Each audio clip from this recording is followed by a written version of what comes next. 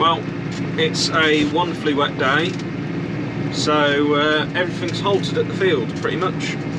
So rain's overdue, you know, it's going to do us a lot of good. But what do you do on a rainy day? Well, you do all your little odd jobs.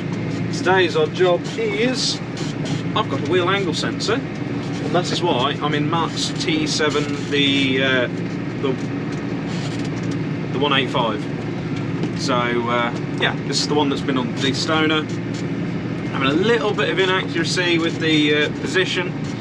We just think it's down to the wheel angle sensor, because on these earlier T7s, and to be fair, even the recent ones are still a little bit funny with the wheel angle sensors. You do go through them every once in a while. So yeah, just a nice plod back to the yard in the rain, and yeah, we've just got some odd jobs to do. Simon behind me in the T6, he's got some welding to do on the ridger, because we running out of wearing metal on that, so we're just going to reinforce some of that, and then we're just going to have the rest of the day tidying bits up and trying to stay out of the rain, basically. So yeah.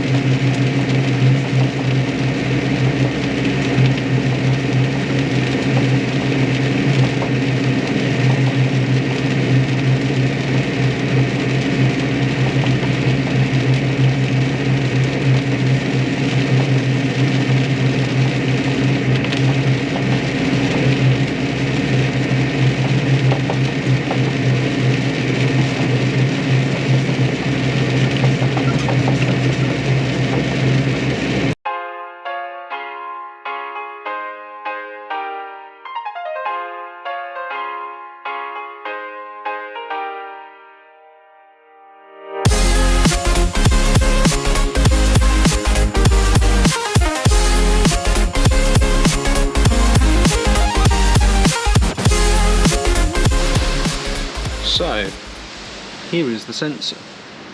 So all I need to do now is get a pair of long nose pliers. Here's one I made earlier. Oh, how long have they been snapped? Oh, maybe not long nose then. I don't remember breaking them. Just carefully pull her up. And this looks like this has got wet in it. Hence why we've got that brown around it. So that's the old sensor. When you look down the middle, you can just about see the pins. They don't look bad. It doesn't look bad, it just looks like it's had moisture in it. What's that look like? Let me get a torch. I keep thinking I ought to get the light attachment on this camera, but I just haven't done it yet. That looks to me like that needs a little bit of contact cleaner down there. So that looks a little bit snotty.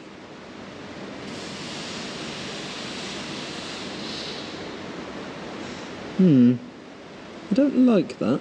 It's not great. It's not what we can do. I've got to be careful as well, because I've got the brake line open there. So that's how you do it. So I've got to keep grit out, and I've got to make sure I do not press the brakes, because at the minute the pipe isn't leaking, which means I can put that back on and don't have to bleed them up. So we'll be careful of that. And put the new, well, clean up and put the new sensor in, and it should be fine. Let's have a look though. Here we have the new sensor.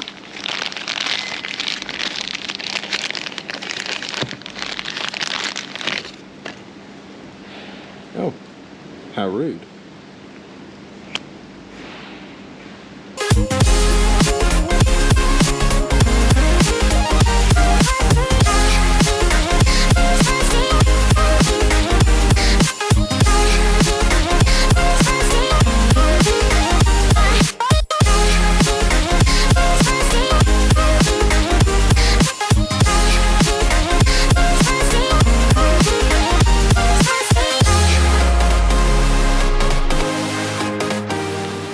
Well, we've just tried the calibration, me, Dad and Simon, and it no work. Sensor goes out of range, so we're going to have to take it off, and possibly the wire's gone in some way, shape or form.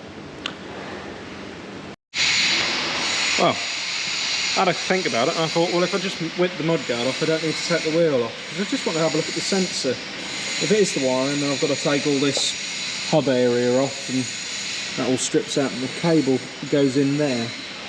But I just thought, let's have a look at the sensor. I'm glad I did. So, here we have the first sensor, the one I took out. And as you can see, it's just nips that end. If it focuses, and you see the ends are just a little bit nipped, as if the steering is going too far for that sensor, and it's just applying pressure and just taking the corner off. Because we knew the steering stops were a little bit too far, because we've changed them now, but the wheels, when they were getting full lock, the cleats were touching on here. You can just see a little bit where that's left a little bit of a mark. So we've dialed them back to a more sensible area. Now look at the sensor we've just put on. Chunk took out exactly the same. Well, a little bit worse really. And I think that just adds up. We got the steering lock wrong. So that evening, with the old sensor removed, our lovely sales rep Richard Perry dropped by at the low cost of a cup of tea and brought us a new sensor. We then fitted it the next morning, calibrated it up, and it was night and day difference. The range of the old sensor was only going from 0.6 to 2.5. That's full lock one way to full lock the other. And the new sensor, with the steering stops in the correct position, was allowing the sensor to go to the full range of 0.5, or what's meant to be the full range of 0.5 to 4.5. Those are your working ranges. It was actually sitting within those working ranges quite happily. So, you know, we haven't had a problem since, so it's worthwhile doing. Shame I didn't do the steering stops first. So, note to anyone who's watching looking to do a steering sensor, check your stops. We had ours too wound in, and it was snapping off the end of the sensors.